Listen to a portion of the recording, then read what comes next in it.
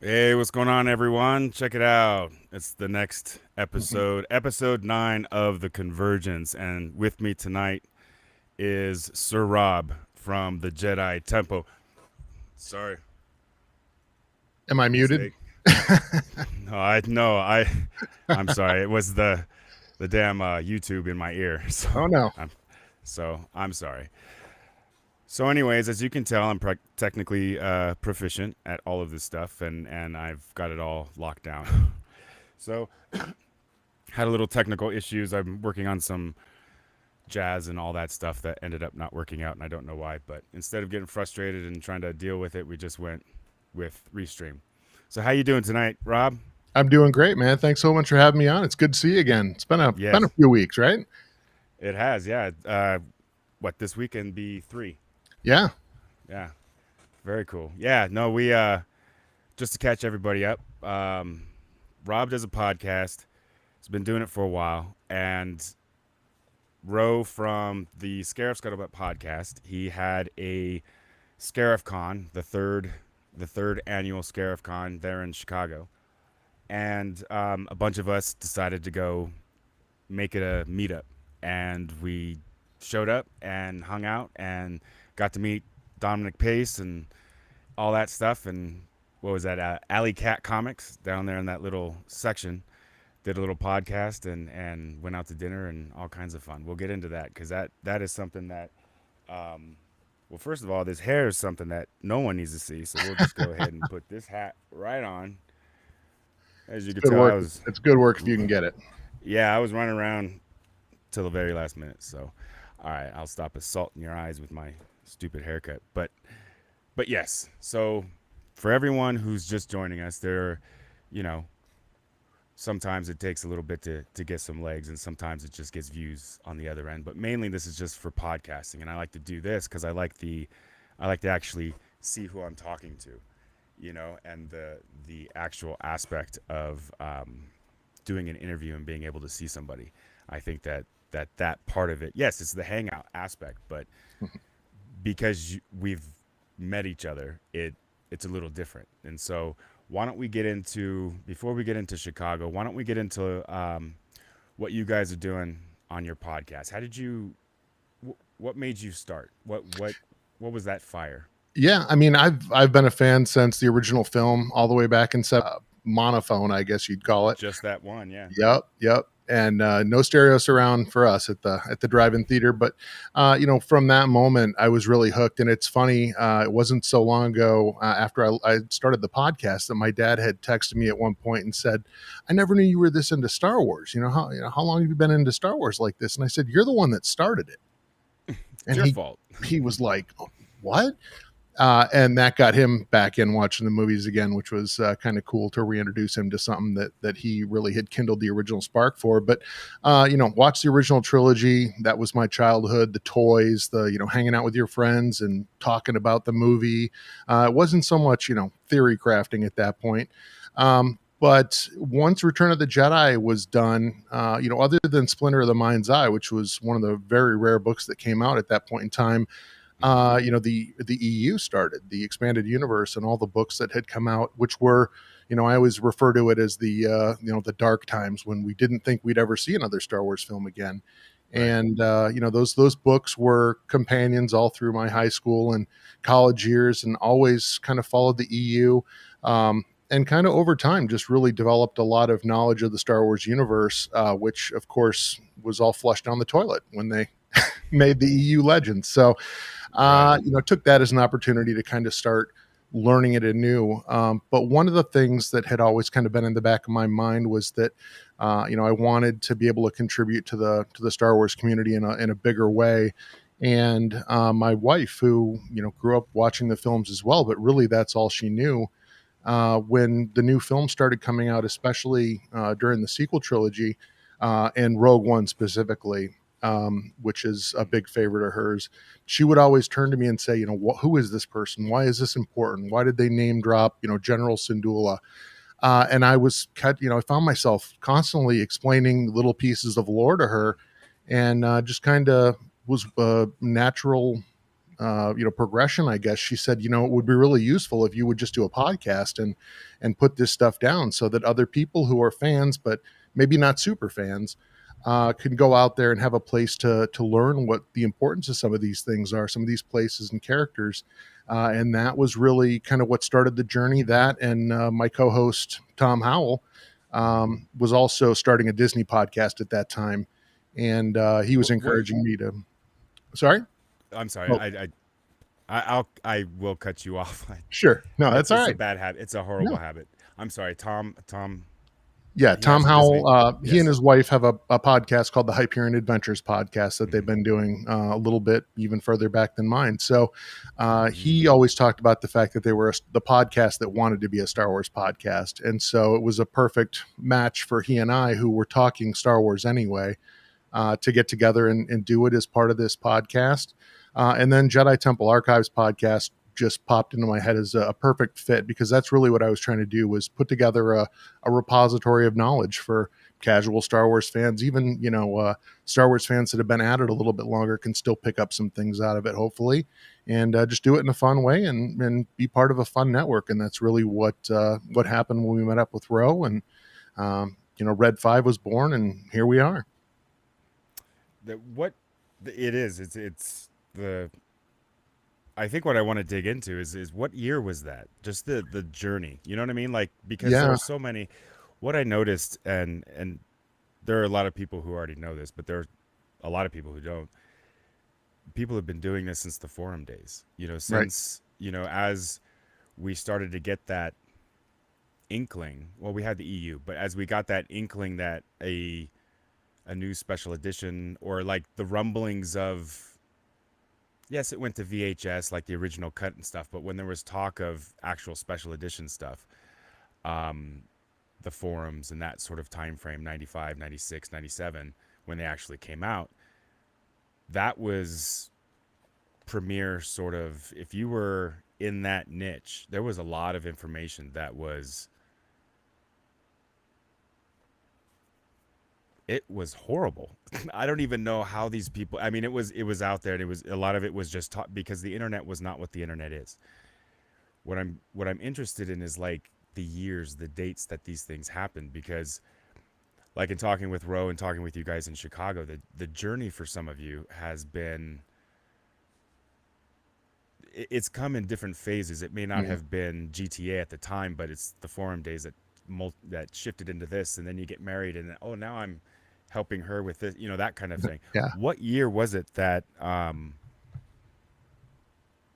you're so at Rogue One, your wife was, so you had met your wife after the prequels, Yeah, we or before the actually, yeah, sequels? we got married in 2016. We had met back in 2012. Mm, So it was okay. kind of coming up on that period of time where they were getting ready to release Force Awakens, which she enjoyed.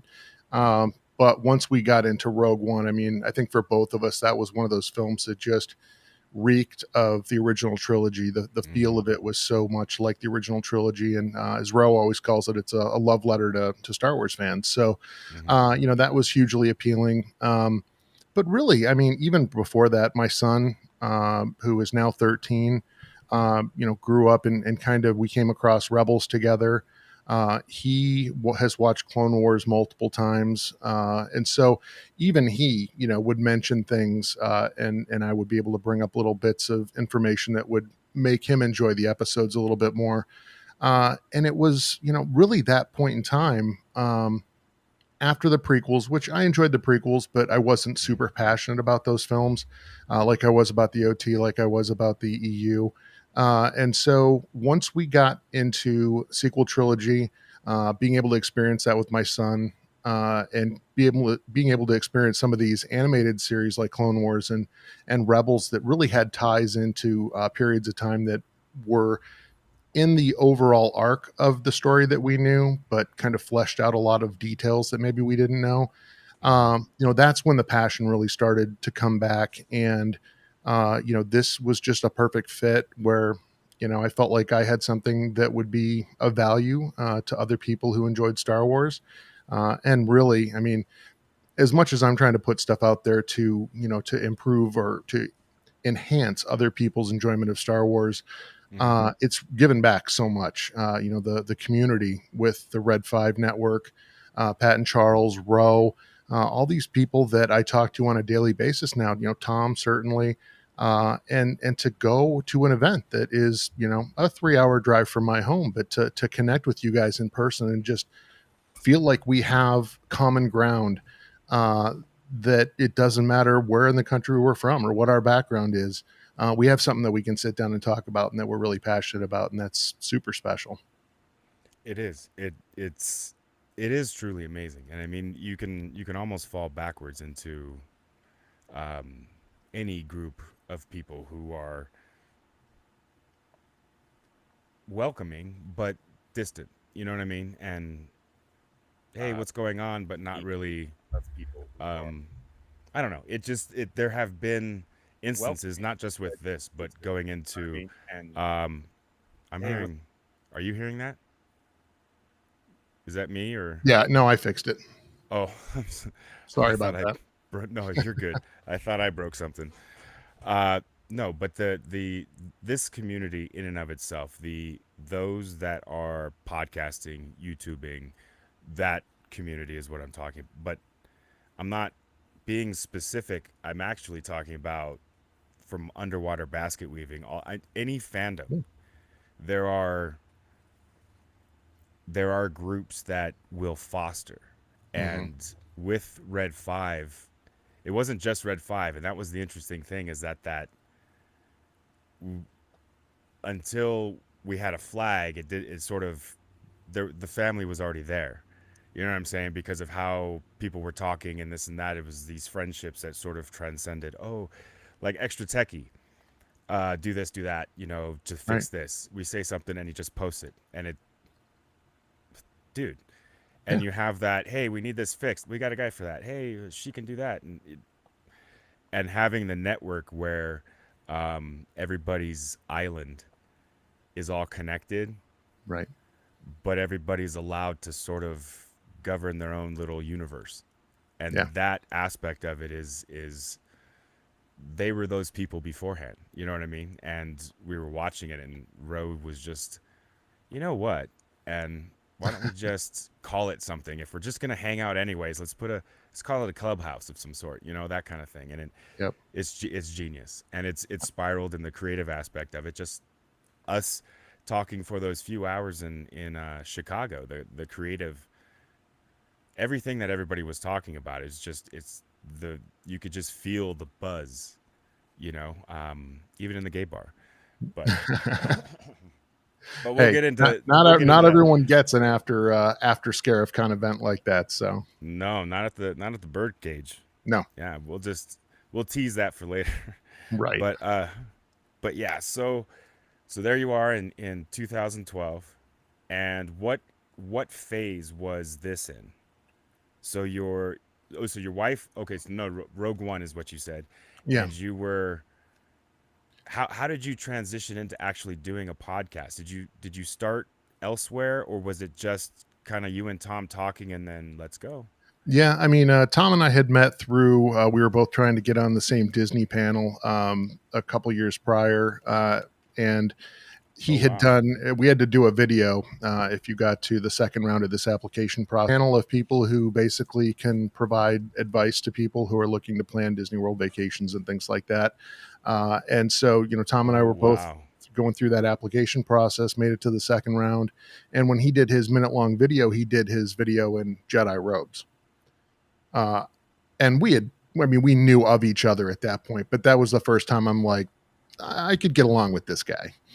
He clearly has a passion for Star Wars content. So we just had started talking, and it grew into a friendship. Our wives are good friends as well, and certainly one of the nicest, most generous guys you could ever meet. When he heard me talking about the idea of throwing together a podcast, he's like, "I'm in. You let me know what you want." And we had awesome. Such a good rapport anyway. That even on the podcast, it comes off like a natural conversation, and it's just exactly what you would hear if we were sitting down in a chair across from each other, having these conversations. And instead, we're across the country from each other. He's out in San Diego, and I'm here in Lansing, Michigan. That's outstanding. No, Yeah. it is. These stories, man, they are it it is true testament to the passion. And that's also another thing that was just palpable. I mean, not just, from obviously uh the 501st shirts, things like that. It's you can see it from a distance, but it's not just the clothes, it's Mhm. not just whatever, the accessory or the belt or whatever. You can feel the actual the passion for it. And I Yeah. think that like what you was talking about before, the where it stems from. And because there are just those people, and I include myself in it, those types of people who that family theme through the OT resonated. And the reason for me, and I'd like to hear yours, but we heard a little bit, but for me it was the last movie. Return of the Jedi was the last movie all five of us, my family, had seen when I was a kid in the movie theaters before my dad passed away. Mhm. And although I didn't connect the dots until much later in life, when I was sitting around talking about Star Wars overseas, um, it just it it clicked, and it's the family thing, and I didn't really connect it. And then when I started to connect it, I was having a family. Like, my daughter was less than a year old, and it was one of those transitions. And then when the Star Wars started to when the Star Wars, but when it hit, you know, the Disney Channel and or what channel did I forget? It wasn't the Disney Channel. It was the other one that Clone Wars was on. Oh, boy, I'm blanking. It Come doesn't on. matter, We but have helpful members in chat who can help remind yes, me. and we will get to chat in just a second. Look at all these people. You guys are I awesome. almost can't remember a time before Disney Plus where I could just go to one place and have access to all the Star Wars content I could ever I know. want. Yeah, Disney It. XD. Thank you, Ro. There you go. And while we're on this, let's just take a pause and appreciate the love that is in chat. All right, we got the Red 5 network that's being manned by Ro right now. We got Charles Westcott. We got Matt Vader 74. Hey, brother, what's going on? Dude's in Vegas and it's hot in Colorado. I can only imagine what it's like out there. Um, Mr. Rob here is in chat, and Science Fictionary is in chat. What's going on, everybody? You guys are awesome. Um, yeah, no, it was that time frame with her, and then 3 years later with our youngest. It was just interesting to have on. So you've seen the videos of, like, well, this is what happens when dad babysits, those kinds of things. Yeah. And I was the one that was like, she would come home and she'd hear a space battle going on, and she's like, "Hey, what are you guys watching?" "Oh, Clone Wars." I had it on in the background or whatever. The sitting down and watching it with the Clone Wars, for me, it it felt like how the sequels ended up feeling. And now when I look back at the Clone Wars, it doesn't really fit in that category anymore, but it felt separate to me Right. from what I had grown up. And to your point earlier, the OT Yeah. and the EU and those kinds of things, it was like, all right, they're moving forward, and if they don't mess too much up, let's see. Yeah. And but there was sort of a disconnect. And then my oldest at the time, which was funny, she didn't really, I guess she said something to my wife, so those kind of cartoons kind of went away, and then it sort of just bled away. And then one day I was watching, I don't think it was A New Hope, it was probably Return of the Jedi or something, Hmm. and then she just sits down halfway through, and it was like, okay. She's like, "Do we have these?" And I'm like, "Yeah, I'm watching them right now." She's like, "Oh, okay." Didn't say anything. I came down a couple days later to do Empire, that I remember, Yeah. and the set was gone. I'm like, ah. So I knock lightly.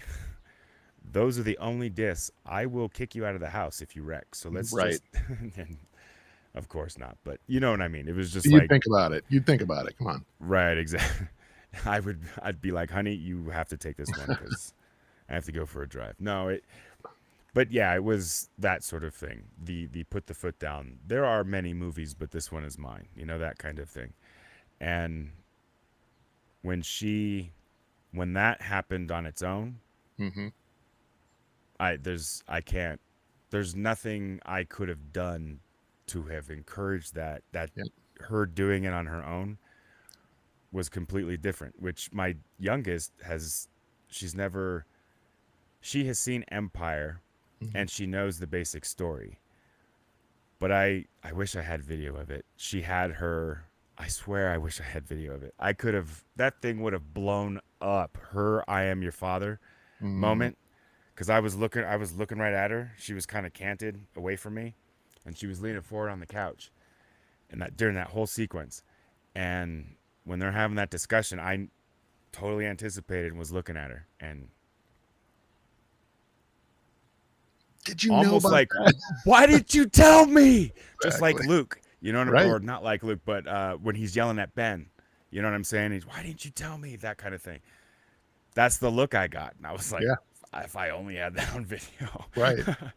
but, but yeah, it's just that the power of family and how it's Mm-hmm. transcended from just some goober kid in the valley in California, Yeah. and all of a sudden now I have two goobers of my own, and they're like, oh okay, my friggin' Star Wars T-shirts are disappearing. My youngest won't say anything Right. or watch anything in front of us, or God forbid, join us if anything's on. But stuff disappears. Of course, my T-shirts disappear and videos. I'm just like, okay, and I can see what they watch. She has sleepovers sometimes, and sometimes those girls are like, "Hey, let's watch this." My daughter's Yeah. like, "No," but I just, Anyways, those kinds of things as far as family with Star Wars, it's just that I think was huge in defining how I was going to do this Mm-hmm. because I didn't want to hear and I didn't want to participate in just chewing at everything that came out. So I pulled back and said, okay, well, let me look at it differently. Let me appreciate the actual stuff that I did Yep. like the original stuff for the EU or whatever, and do that. And then there were aspects that we've talked about that have been Rogue One Yeah. in particular. Solo I thought was fun if you look Mm-hmm. at it from a certain point of view. And yeah, I think that it sort of has to be taken that way. These calling it a sequel trilogy, I think, kind of draws a line in the sand, and I think that's where the delineation amongst fans pretty much comes from. Is just those three movies, and Mm-hmm. rightfully so. They did it to themselves. But the overall negativity of everything that comes out is viewed from that standpoint. How is this gonna suck now? Right. And I just wanted to hear the other aspects of it, not the because there are people like we've talked about that Right. they just consume, and there's nothing wrong with that aspect of it. But then let's not have a conversation because we're looking at everything completely different. We're going to argue, and let's not do that. Let's just appreciate the fact that you appreciate your stuff your way, and I'll be over here doing that. And when I was listening and hearing people who were doing that, it was like, well, it just all came together. Yeah. Did you have a moment where, because I have felt this, where you were starting and you were kind of going, Mm-hmm. and then you were like, oh, this is too much. Did you ever have a moment like that? Like, we're done?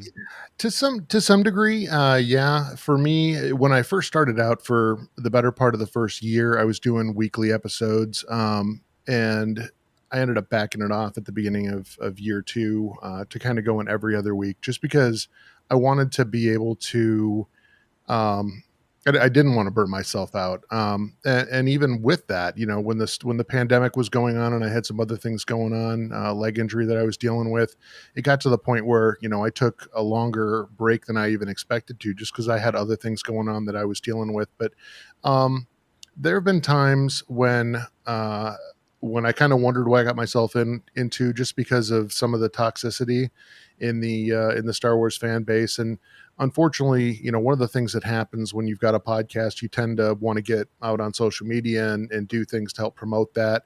And there's a lot of pitfalls out there that it's real easy to step in, that have nothing to do with Star Wars by itself. And the other interesting thing, it kind of piggybacks off something you just said, which is used to be back in the day, back in the days of the original trilogy, when there weren't social media didn't exist. You didn't have forums out there. It was just you talking about the films with your Mm-hmm. friends, and you would talk to one person and they'd have one take, and you talk to someone else and they like this character, and you could have those conversations. It was okay to disagree with each other. You could do that and Mm-hmm. still be friends. And today it seems to be that if I say I don't like X and someone else feels passionately that they do, they Mm-hmm. feel like you're coming at them saying, well, you can't like it either. And I think that's the line, right?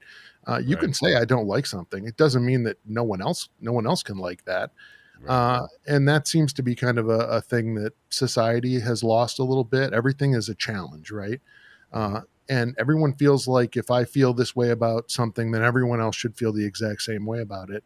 And if people would just And get if away you from don't, that, and yeah, if you don't, there's something wrong with you. And right. that, yeah, I don't know. Yeah, it's the wrong way to think about things. If we were Mm-hmm. all the same, then none of us would have anything to talk about in the first place. So one of the things I love about the podcast that I do is that Tom and I have had numerous conversations, and often we have different takes on things, and we disagree about things that we like or don't like. We have a lot in common as well, but we have those differences, and we can have those conversations in a civil manner. Doesn't mean I'm not his friend. Doesn't mean so to try to model some of that behavior for other people and say, it's okay to have a different viewpoint than someone else. Uh, for me, it's, you still got to respect each other as a person. And I wish there was a little bit more of that. And I know in some cases we tend to see the things that are the negative examples, because those are the Mm-hmm. things that get the press. Mm-hmm. But within Star Wars, like you said, it is all about family, and it's no coincidence that Lucas was heavy into sociology, and Mm-hmm. understanding that is what it had to be built on. I mean, there's the hero's journey, and a number of other things that were that he patterned the film after, a lot of old TV shows and a lot of mythologies that were kind of tried and true patterns that he knew would be successful, or he hoped would be successful in telling an entertaining story. But at the core, it's all about family. And when Star Wars makes the story about family, it's very successful. Even with Rogue One, there's family undertones with the Ursos. There's family undertones just in the sense that the crew of the group that came together Mm-hmm. as Rogue One kind of came together as a family in a very short period of time, and I think that's what made that so successful. The the magic, I think, of Rogue One, and I think where it gets lost in the mist of the angst and the toxicity is the appreciation, to your point earlier, is that it is the closest thing we've seen to the OT since '83. And I say that with love for the PT. Mhm. I love the prequel trilogy for what it wanted to be. Mhm. There were aspects of it that it's unfortunate, but as the type of moviegoer I am, having been through filmmaking and animation and every year making a film to go then compete for a contest through school, from fourth grade to eighth or ninth grade or whatever have you, my perspective has always been like the Tim Burton, like over here looking, Mhm. everyone's all. So when I saw aspects of,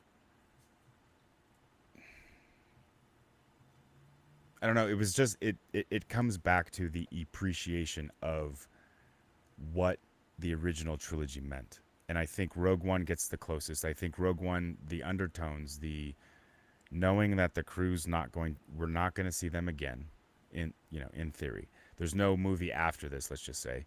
Um, it is a suicide mission, and literally through that entire thing, the third act is more powerful than anything in episode 8 or 9.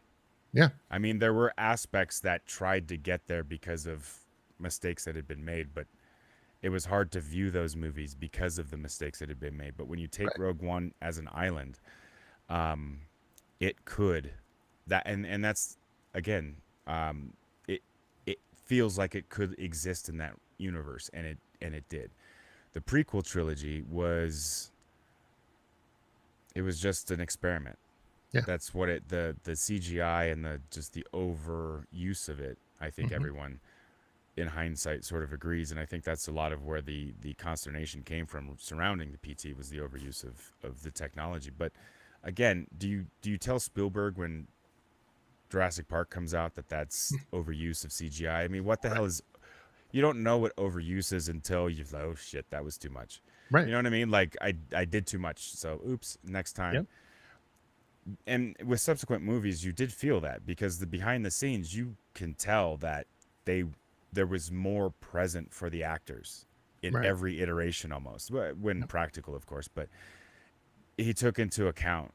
It appeared at least that the production took into account that the actors were like, really, I'm looking at a silver ball for 3 weeks again, Yeah. that kind of crap. So faster, more intensity. I mean, how do you? I don't know. Right. His direction. I don't know. We can do that, but the overall genius of trying to hit those tones, and even with the PT, there were aspects of it because what he did was he gave us Ewan McGregor and Hayden Christensen. Right. The reason I think that I have the most problem with the Clone Wars, and for as good of a job as those voice actors did, and I Hmm. I don't know their names, but they were very good for at what they do.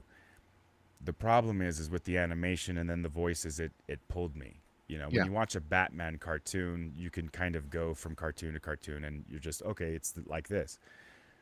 But with a Ewan and a Hayden, because I was at an age where it was like, holy crap, I'm seeing Star Wars, like a whole trilogy, because I was too young for the first two, Right. and then so anyways, and so when I was like, oh, here we go, and then having been a fan, and then this was really happening, that kind of thing. It was well beyond any excitement we could have had for like a when they brought out the special editions in the theaters. You know what I mean? It was just that next level stuff.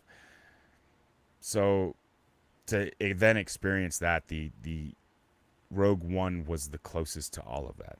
Yeah. And the disappointment, I think, is that because there was so much experimentation going on, it there was a lot. What we're witnessing is it has a lot of the same beats as the gripes from the prequel trilogy, just different. Talking about different topics. The tactics are different, which are interesting. Of course, we're on video now instead of Right. typing for 15 minutes a response, this paragraph or whatever, adding photos, all that forum crap. But getting back to the crux of not the crux, but the point of the whole segment is the family aspect, and Right. and then when you bring that full circle, that when you start to appreciate, and I think it comes at a certain point in your life that when I started, yes, Daddy was talking about Star Wars in this kind of arbitrary kind of way, but when they started watching or listening to what I have done, it bugged me that they Yeah. had this. There's a negativity. You said this?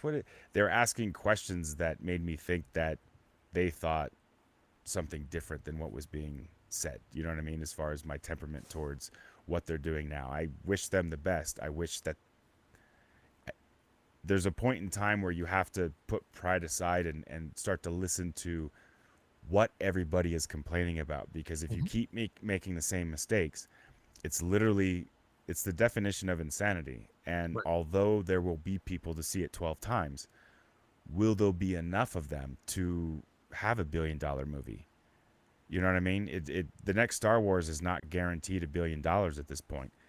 Will it get close and make a ton of money? Oh, you betcha, because it's going to go around the world like crazy. Right. But with everything that's going on in the world right now, Hmm. and the temperaments and this sort of vibe that we're dealing with in our everyday lives, that we bring into Twitter, that we bring into this, the realness, the actual reality of what's going on outside of our door. I wanted to leave something. Like I was telling my buddy last night, I wanted to leave more of a journal, Yeah. talking with friends and talking with experts and people I don't even know. Like, tell me about your podcast. How did you start it? But then someone like yourself with such the depth of knowledge and those kinds of things, there are tons of people that want to know things that they don't know that they want to know yet. You know what I Yeah. mean? And it's like did you know that the reason he's like that is because of these things? Yeah. How did you know that? Well, in this book, those kinds of conversations happen. But like my daughters were saying, they're like, you don't read the new stuff. I'm like, no, Mm-mm. I've listened to some of it. I Yep. used to get a free, like one free audiobook a month Yep. through Amazon, and that would be a Star Wars book typically. And I would listen to parts of it, and there were some that were just dull. And I did the, I must say that I was very diligent, or at least pretty diligent, about the quote unquote the journey to the Force Awakens series or whatever that crap was supposed to be. Right. Chuck Wendig's little cute little trilogy or whatever.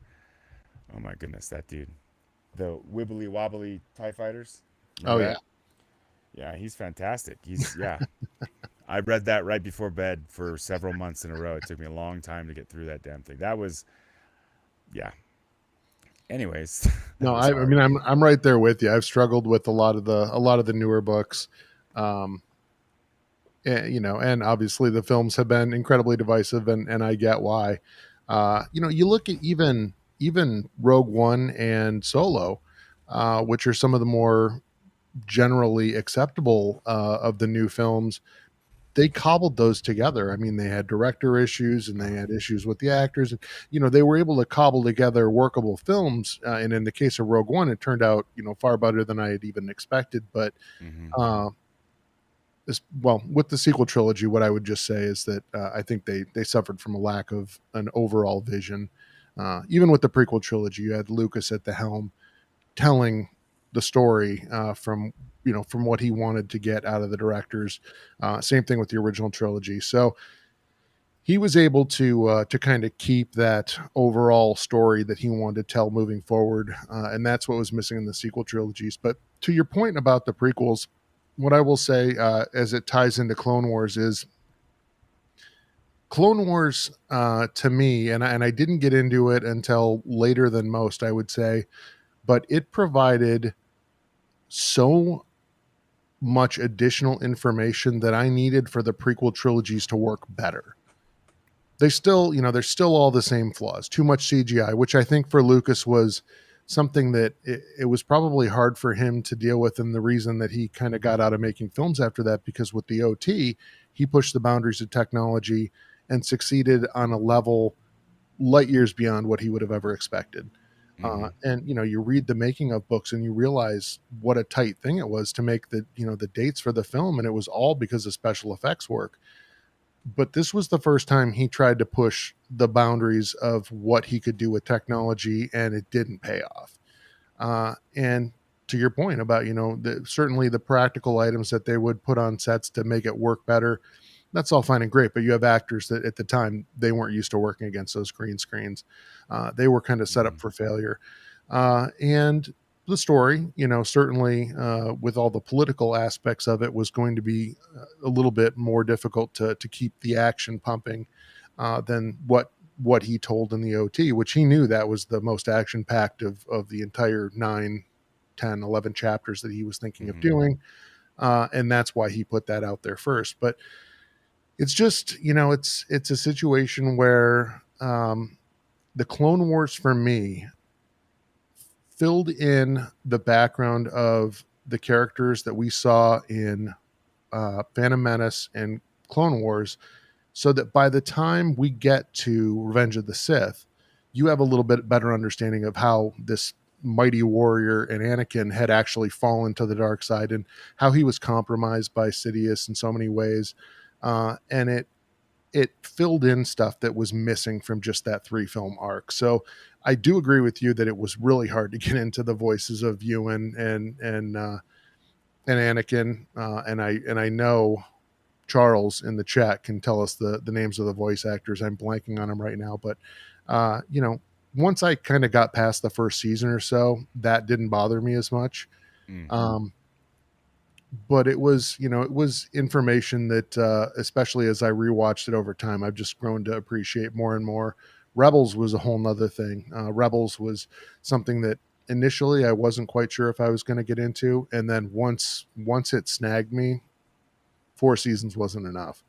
Right. And again, I think some of that was because they did bring in some characters from the EU, like a Thrawn, who was a favorite character of mine from the EU, and kind of brought them back to life within canon. So there's certainly a lot to be said about that. But again, you look at Rebels; it's all about family. It's this Hmm. cobbled together family, and once again, it works because it goes back to the roots of what made Star Wars so successful.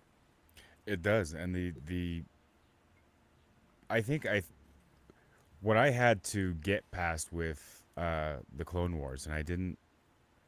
I've seen.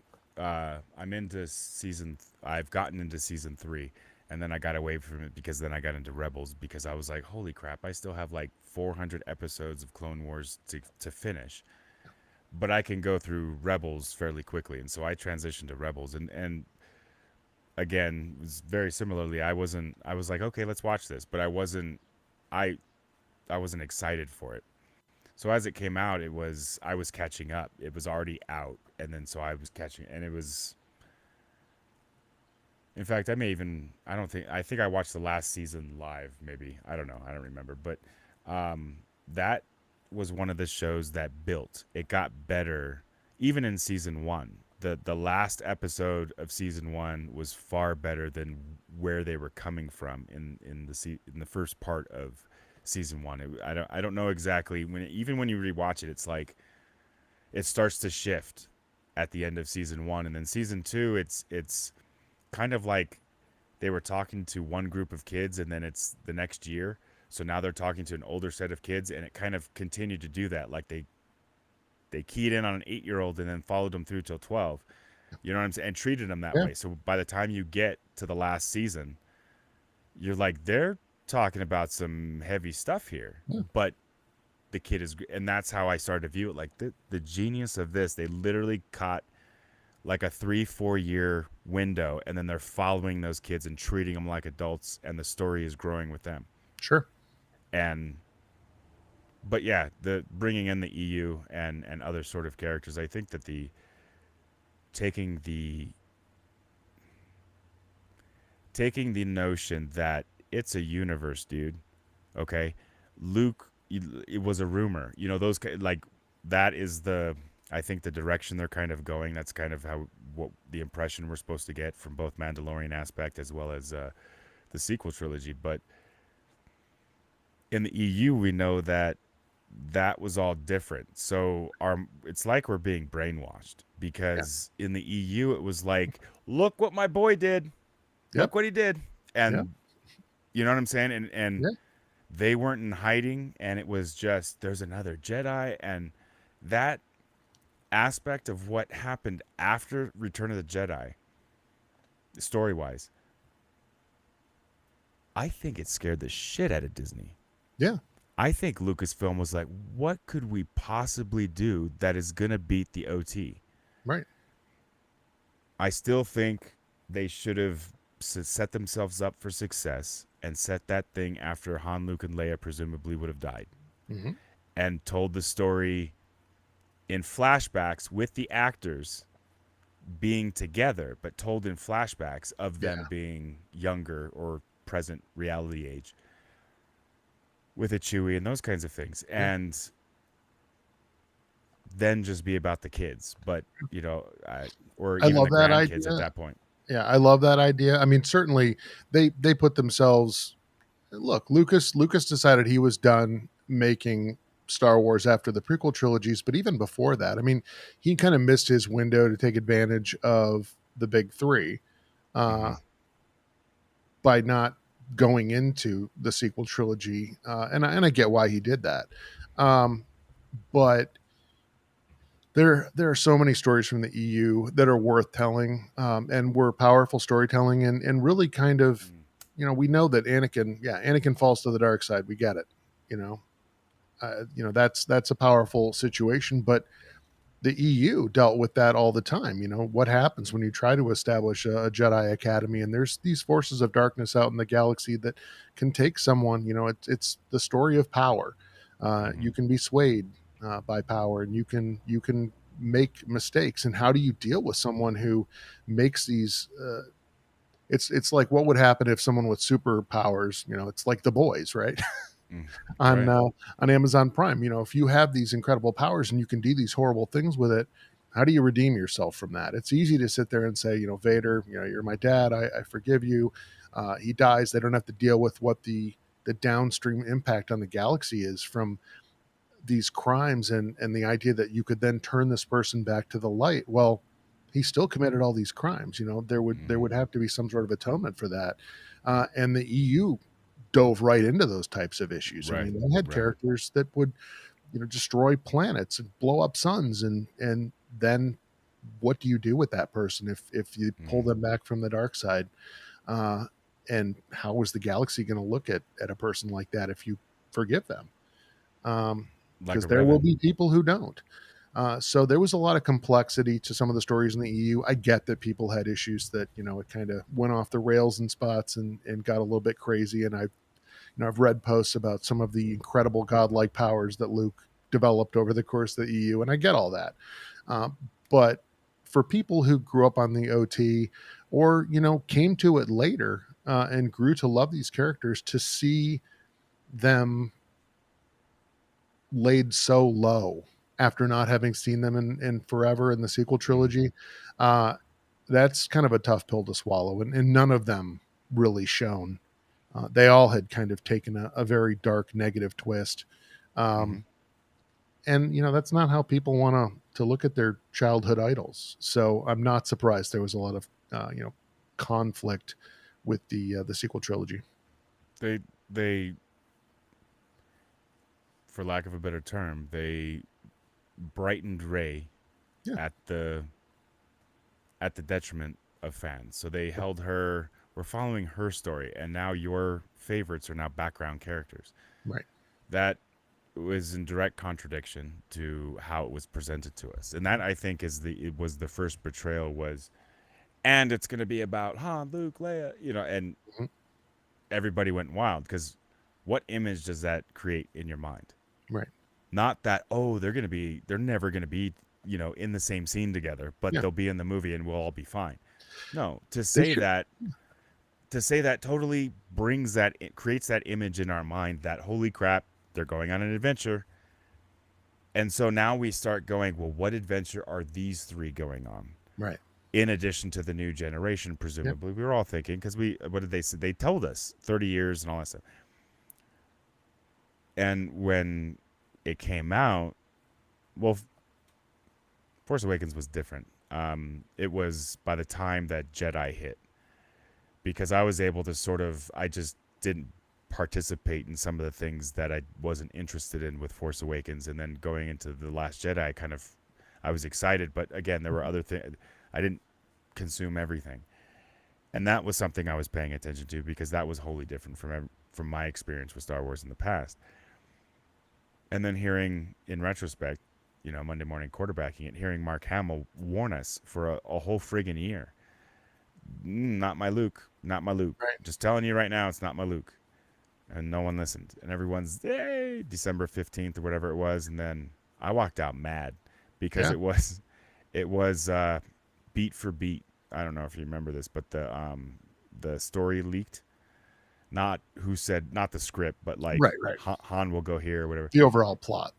Right. Yeah. And that leaked. And as soon as the Yo Mama jokes hit, I was like, Mhm.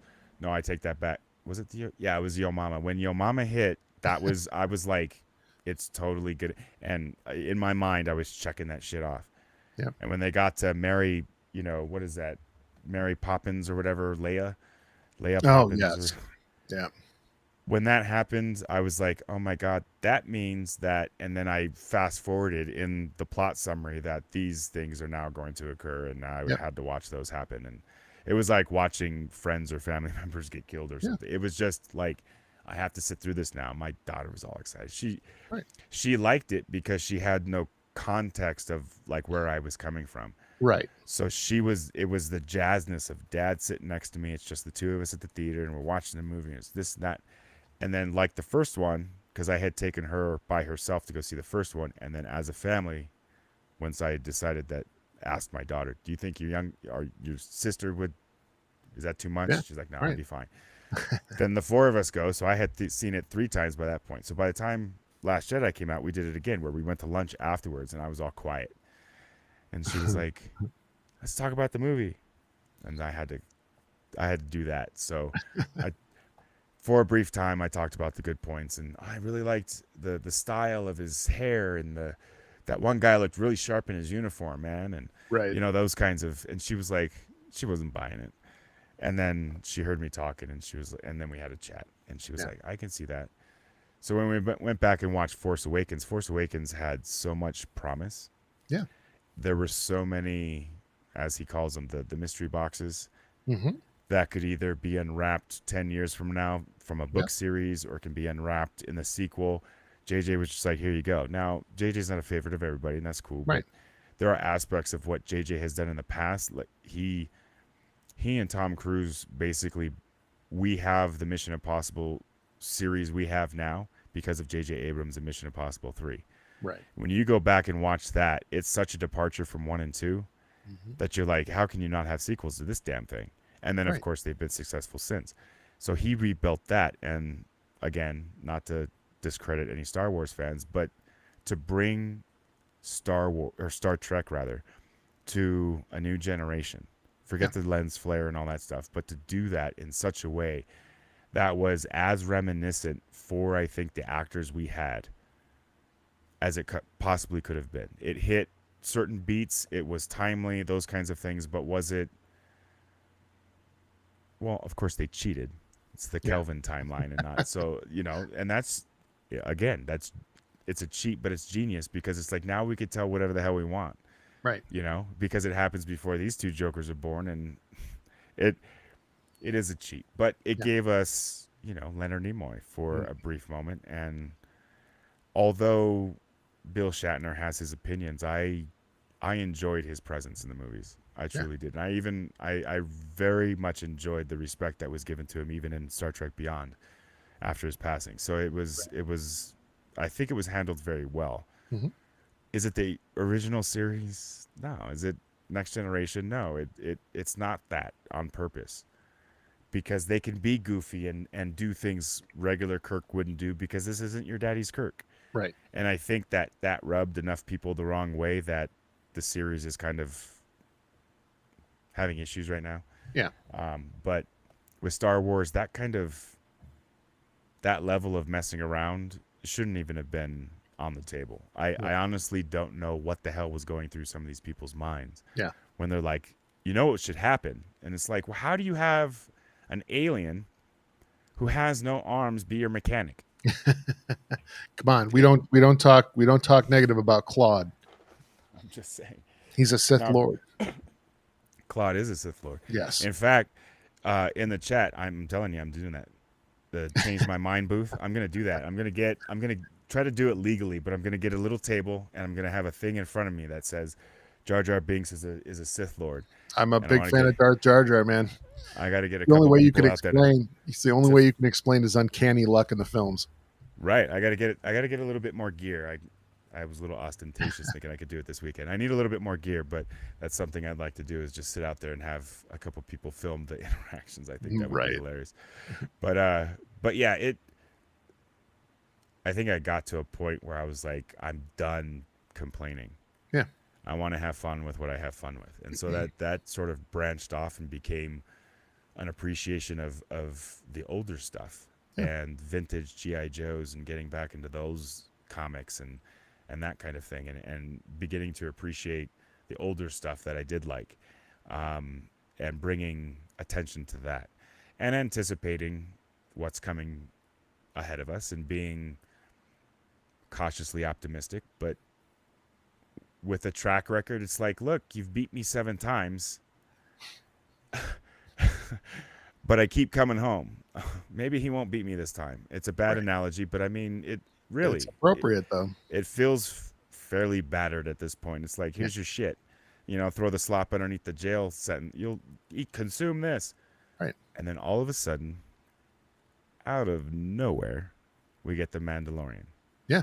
So fast forward to your podcast, right? Mm-hmm.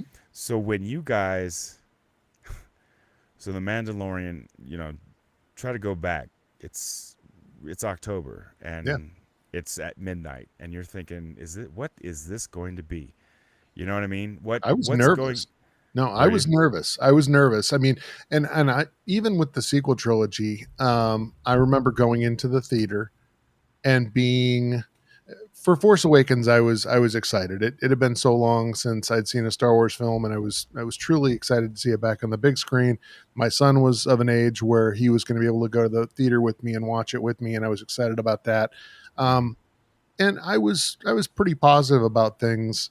Even on watching it a second or third time at the theater. Last Jedi, I tried so hard. I didn't go in there wanting to hate that film. I Mhm. made a lot of excuses for it for a period of time after I saw it, until probably I'd seen it two or three times in the theater there as well, and just got to the point where I'm like, I couldn't deal with all the plot holes. But then when it came time for Rise of Skywalker, I was just interested to see how it was gonna turn out. But I Right. remember, even the first time through the Last Jedi, just feeling numb, and having been nervous leading into it to see if it was going to play out in a way that was just going to be good storytelling. So at that point, Rogue One was a big win. Force Awakens I enjoyed. I'd had some other films that didn't really live up to expectations. I, like you, was generally pretty happy with Solo. uh, I knew it wasn't going to be Harrison Ford, but Mhm. I wasn't looking for him to be Harrison Ford. Right. I appreciated what they did with that. It was a heist movie, and I took it for what it was. So, but with the Mandalorian, there was so much hype for it. I was nervous about Favreau, because I was a Mhm. big fan of the Terry Brooks Shannara series as well. I read a lot of fantasy stuff growing up, and Mhm. really enjoyed the Shannara series. And when he did the Shannara live action series, uh, it was really different and not what I was expecting, and a letdown for me. And I get that I was not the target audience. It was clearly made for Right. angsty teens, but Mhm. um, so but again, he did a wonderful job with some of the Iron Man films. So he clearly is able to understand what goes into good filmmaking, and I like the fact that they were getting away from characters that we knew, that they were Mhm. booting up this character that was in the vein of someone who was a fan favorite, and they certainly dug into that, especially in season two. But he did a good job of telling a unique story, tying in some things that were fun little homages to the fans. We now Mhm. know that that wasn't an ice cream maker we saw the guy running off Bespin with. It was a Cantono, and it probably was full of Beskar. Mhm. So, I appreciate the fact that he does those nods for the people who are really into canon, Mhm. and know their Star Wars. And then it's just good storytelling for new fans, and certainly, Grogu, Baby Yoda, whatever. They landed a lot of new fans with Mhm. that little tyke, and you can see it in the merchandise that they put out there. So, and it's funny because it ties in to my podcast as well. I try to approach it from the standpoint of how can I put this information out there for someone who's not a mega nerd, because there's Mhm. tons of podcasts that know a ton about Star Wars, but the way that they present information, it's kind of, the old boys club. You kind Mhm. of got to know something to be part of that discussion, and I just want to put stuff out there that anyone can go out there and they can take the Mhm. pieces they want, they can leave the rest. Doesn't bother Mhm. me, but I want to be approachable, so um, I get things from that perspective. I think that's important. I think that there's a time and a place, because we're all let down by certain things. I think that the world that we're currently living, we're at an age that where it we are that where we're seeing things differently. We're seeing things like through our kids' eyes. You know what I mean? Like, well, how does my kid perceive this, or how does my kid perceive me with this, or those kinds of things, and the legacy you're leaving behind. I can't just like I was talking last night and with Chris. It was my wife and I were talking, and it was like what do you have to you're gonna be gone one day, and you will have never left this. And what is this? But it is exactly what you're talking about. It's Yep. this passion. And she's like, they could always have that to go back and say he was so passionate about whatever, and to bring together two aspects that I never thought could mesh, but because there are so many of us that thought it could mesh, we've now started to find each other, and now we're understanding that yes, the military and geekdom can mesh, and you can have that afterlife, or if you're still active duty, where so your bunkmate doesn't want to talk about this crap. That's cool. We're here, dude. Right. You know, I served. My boots are right there. My helmet's right there. You know, those kinds of things. It's just like, let's go. Let's do this. And they're not belittled. I mean, I felt that to an extent. I'd be talking to somebody, whatever have you. But see, I had those friends. Yeah. And so I'd have those tough dudes, and they'd be like, "What's up with glasses?" I'm like, "Oh, we were just talking about this book that we're both reading. It was funny because you know he saw me reading it, and we just started chit chatting. He's like, "What are you reading?" You know, Shadow of the Empire. You reading Star Wars, dude? Yeah. Okay. And so that I was able to kind of fend that stuff off because of what I did. Right. Whereas there aren't people who can. You know what I'm saying? Even in the military, you know, the different jobs and those kinds of things. And so to have this environment where it's like, yeah, dude, I had a desk job in the military and I served 20 years or whatever have you, but I love Star Wars. I'm that guy who has that stuff all on his desk. I knew people like that. And even in the military, I was like, that's extremely cool, but I would never do that. I would walk up and, oh, cool, I know all this stuff, and we chit-chat or whatever, but I could never see myself doing that with my desks because of how I utilize my desk. But anyways, and then now moving forward with this sort of journaling and just talking and being passionate and hearing the love and stuff, and then things that they can look up if it's not now in the future, whatever have you, leaving that sort of thing, it's very, it's humbling because then it's like, well, now what am I saying? What am I doing? What are these things? And am I going to be self-conscious about that my kids are watching? But at the same time, it's like I was telling Chris last night, I'm not a chatter. I'm not very chatty. You know, the kids will talk and stuff, but I'm not like just dropping wisdom constantly. You know, it's those moments happen. And it's like, oh, I could probably say something. But with this, it's like, it's just so free flow that it's just us chatting that like I'm talking with them or their uncle or, you know, a friend of mine or whatever have you, anything that they've seen is like, well, who's this guy? Google him and, oh, okay. He went to Chicago with him and those kinds of things. And then it's like, they're friends over Star Wars. Yes. Yep. I mean, that I've seen dumber things. You know what I mean? It's common ground is common ground. Those guys that were dissing you in the military, they were just upset because you weren't talking My Little Pony, which was their jam. Right. It's all They were the the small bronies wiener thing. Right. Exactly. They were just afraid that, you know, I was out and they couldn't come out yet. Or Right. whatever it was. But yeah, no, it is. It's projection. I mean, don't get me wrong. There's an avenue of that, and there are jobs that require you to project, you know, a certain flag, if you will, and it's required for those behind you. So those you're leading need to see that, you know. And so there's an aspect of that. But if you come in my house at night when it's off time and you see me reading, nah, dude, that's not the time to judge me. You know what I'm saying? This is my off time, so you can go take a long walk or a short beer. And that's just how I handled it, and I just thought I was always handled it. So, but I moved between those worlds, you know, soccer and sports and the cheerleaders and those kinds of things and AP classes and whatever. I mean, that's where they're at. And so when I'm not in class with jocks and it's study time or the lecture's over and we're just all BS and it's just, oh shit, did you see Star Wars or Star Trek last night? Oh yeah, man, Q came on and that was crazy.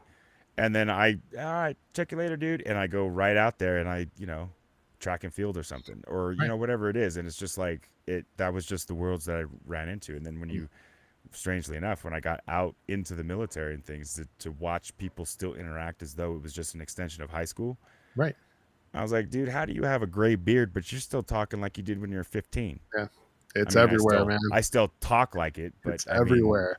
Yeah, you still act like it's like, yeah, I still act a fool, and I do not want to grow up at all, and I certainly don't feel 46.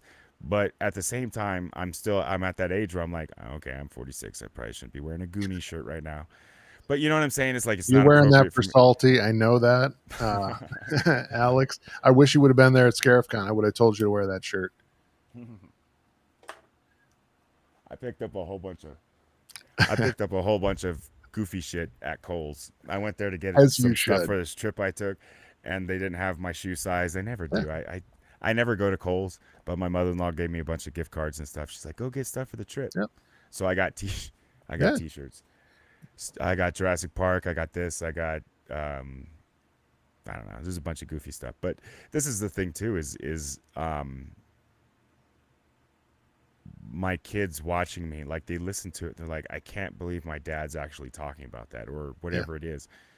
Um, but again, the importance of actually talking with the veterans and active duty, like with Brad, Rose Yep. partner there, two of the three, with Chantal, but the talking with Brad and having that discussion with active duty and veterans and those kinds of things. And I don't mean to put too fine a point on it, but I have seen the looks in people's eyes Hmm. when you tell them that, so what do you do? Oh, I'm a defense contractor, and before that I was in the military. And they go, oh, because now what the hell am I going to talk to you about? You say, Right. oh, I'm a painter, or I do this, or I do that. And they're just Yeah. like, oh, cool. And they can kind of fart around a conversation for a second or two. But you say Right. that, unless they're a military member or someone who's, family member of the military, Different world, man.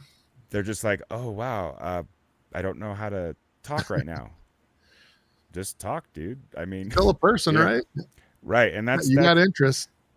that was my thing too, is that especially given what I did for a living, to go from Jack Bauer to the Big Lebowski, it sort of, and float back and forth between those two things because of what I needed to be versus the chillness of what I've grown into. Is like there's Yeah. always been aspects of chill in me. It's just like, but that's just my vernacular and how I.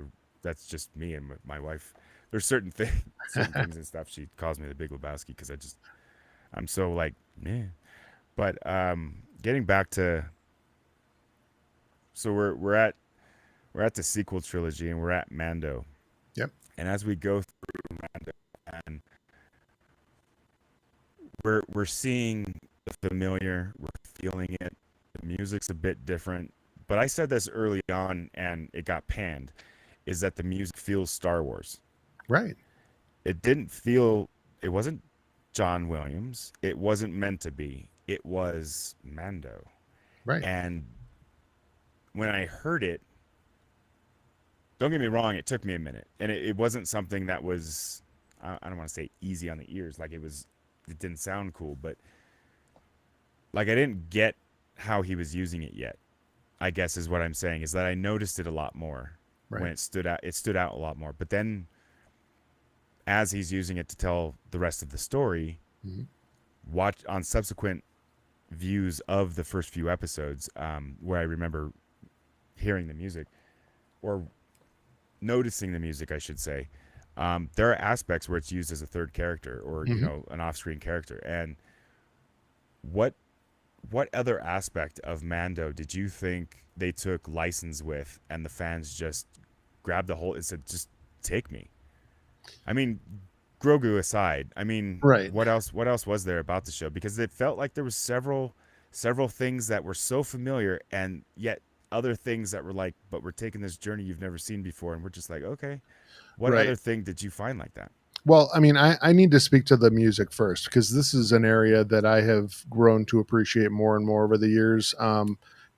You can say whatever you want about how you feel about the 9 films of the Skywalker trilogy, but the one thing I think that everyone would agree on is that the music that John Williams put to those films is undisputably just a masterpiece from start to back. He always talked in interviews that he had given about this lexicon of Star Wars music, these themes that he was building. And then you look at the fact that you have an entire generation of these new composers and some not so new composers that have come up, learning from Williams and watching what he's Mm-hmm. done, not just in Star Wars, but Jaws and Close Encounters of the Third Kind and all Mm-hmm. these other films, the Harry Potter films, that he has been so hugely influential that when it comes time to bring in new composers to do a Star Wars piece, we saw it with Giacchino for a Rogue Mm-hmm. One. I mean, 4.5 weeks he composed that soundtrack, Mm-hmm. that score for Rogue One, and it reeked of Star Wars. It had elements of Giacchino as well, but and then you bring in Ludwig Göransson, and it was so different. But like you said, it felt like Star Wars, and I know that a lot of that plays back to the fact that Favreau has huge appreciation for the roots of Star Wars being in Mhm. Kurosawa films and these old westerns that Lucas grew up on, and there's a lot of notes of that that are threaded into the music that Ludwig Göransson has done. So I think that's a huge part of what worked. But the other thing about the Mandalorian that I think is just brilliant is that, as we talked about earlier, technology, pushing the bounds of technology, is something that Star Wars has always. It's been a trademark of Star Wars. It's worked better in some cases than others, but the fact that they have developed this technology with the volume that they shoot the entire series on, essentially, and they're able to replicate these foreign locations. And again, it's the perfect merger of these huge screens that provide this backdrop, and then the practical pieces that they lay in on the set. I think that can't be understated. They have been able to develop uh, so much more than they would have been able to do if they actually had to go shoot on location in various places around the world to get Mhm. the bang for their buck. Um, and to me, I mean, it feels like it's shot on location. I've never watched a scene of The Mandalorian and thought this was done on a soundstage. Uh, Mm. and so, I think that is going to be, the next big thing in Hollywood. It's going to be this type of approach. I feel bad for the people who run the hotels, and set the lighting, you can set everything exactly how you need it. You don't have to worry about weather events and things like that. So, No. maybe it's not one of the more obvious things, I think, to most people that watch it, but that is the piece that speaks to me. Family, cutting edge technology, and then music that informs the story, which is what Williams always did. I mean, his music was always meant to kind of set the tone for the scene, and I think Goranson has done that wonderfully in Mandalorian. Um, Certainly, they've used the technology to create a picture that 100% sells, and just even the new characters that they have brought in feel so Star Wars in a way that we would expect for characters that we're familiar with, but they lay in all these new characters, and they just seem like they fit within that universe. They do. They feel old and broken in. Yep. That was the main thing, that feeling that universe had been lived in, Yeah. and uh, to your point, that it was the first time for me that it hit Lucas level sort of thread. Right. Not so much. There were some slower episodes, and so that my trepidation at the beginning, I think, stemmed from my, oh, here we go again, like, oh, this is the one where it's gonna. But once I allowed myself to enjoy it, Hmm. and then I went back and rewatched it, and then of course talking with my kids and stuff who have seen it intermittently, um, it just sort of it upon review, it is the second season that they've always obviously got their feet. They know Right. where they're going. It felt like a second season, and we were running along with them. Some of these second seasons, it's like, what are we doing? But they improved, they shifted, the story continued, and then I think they one up themselves, kind of thing. And okay, cool. And then now it gets you excited for season 3. So in that regard, I think that the the mindset behind why Lucas did what he did, and then basing it, knowing that his other work, like Indiana Jones, was based off of serials he used to watch as a kid, where he would watch these 5-10 minute clips before movies and then have to wait a month or whatever have you to see the conclusion or the next chapter of it. He always wanted to do TV. You Hmm. know what I mean? And I think that to your nervousness with The Force Awakens, that's where I got nervous. Yeah. Was that aspect of it? If this is what he always wanted to do, and someone else is doing it. I mean, the movies were one thing, and the books are another thing, and comics, and that was stuff that was done in his. This is the first true step away from what he's already done and kind of in his footsteps. So it feels like Star Trek, how JJ's taken Star Trek down the Kelvin timeline. Mm-hmm. That's kind of how it feels with Mando with me. It's like it's almost okay enough that I know it eventually ends with the sequel trilogy, because it's kind of he's stepped aside from the garbage or the noise and he's just doing his thing. Yeah. And so it stands out as, if there aren't any other shows that stand out, Mando season 1 and 2 will be, as far as I'm concerned, the crowning achievement of this generation's of Disney Star Wars so far. Yeah.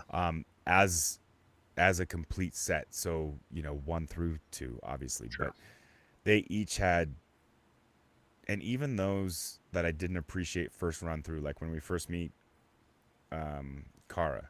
Yeah. And then they go, it's the one that I think Bryce Dallas Howard directed. Right. It slowed it, like it came down. Even the one that and I forget his name too. His name sounds Japanese, but he's the bad guy. Rick. Is it Rick? I'm gonna mess it up. I'm not even gonna bother. But he Rick Famuyiwa. Yes. Yeah. That's far better than what I would have said. But yeah, that's because he did the Jawa. He did the short, Right. So we had the premiere, and then he did the 30-minute one. Yep. And I was like, oh, dude, because he was the one who was directing the season finale that year. Right. And so I kept reverting back to, oh, here we go. But giving it a chance and doing all that, and then going through with season 2 and seeing it and kind of riding along everybody who was enjoying it, and not paying attention to how excited people were for the end of season 2 and the finale we got and all that stuff, and kind of what it meant in the context of what they were trying to do.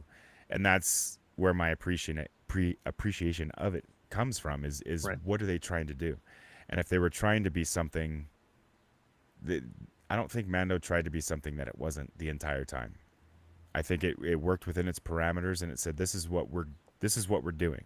And Right. it just set out to do that. And I think that with that, obviously there's some planning, but they weren't, they're doing a very good job of not needing to be told how to do their job. Right. Is how it comes off. Unfortunately, the sequels don't feel that way. The No. sequels feel like it's our job to be like, look, we're the consumers and you're fired. Hire somebody else to make these movies now. Yeah. You work for us. Without us, you have no empire. So let's get this all straight here.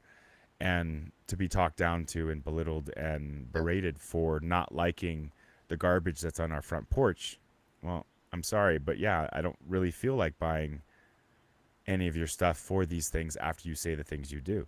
How do we reconcile that with this resurgence of interest in post Mando TV on Disney Plus? How do we reconcile that? Well, I mean, first, to your point about the sequel trilogy, I mean, again, I'll go back and say it again. They did not have a unified direction for that series. And you can't watch those 3 films and say, yes, they're all working together cohesively to tell one story. It's a person that set up a storyline, someone else that kind of went off and told the story that they wanted to tell, and then they ended up not getting Colin Trevorrow to come in and do that 3rd film, and they had to go back to JJ to kind of bail it out and see if they could salvage something. So I mean, that's on them. You look at a Kevin Feige and the fact that he has taken Marvel along. Is every Marvel film great? No. But do they all kind of work together to work toward the greater purpose of telling the unified story they want? Yeah, you can definitely see that there's some direction there. And the same thing with Mandalorian. You can see that Favreau is the guy in the pilot's chair saying, this is where I shouldn't even say the pilot's chair. He's more the navigator, right? There's episodes that he directs and is directly involved in deciding exactly what's going to happen. But it seems that the approach he's taking is he is doing what Lucas did. He's saying, this is the story I want to tell. I'm willing to give you flexibility to tell your unique chapter of that story with a particular tone or with some, detail that you want to go with. But ultimately it has to work within the greater picture of what we want to tell for the season story.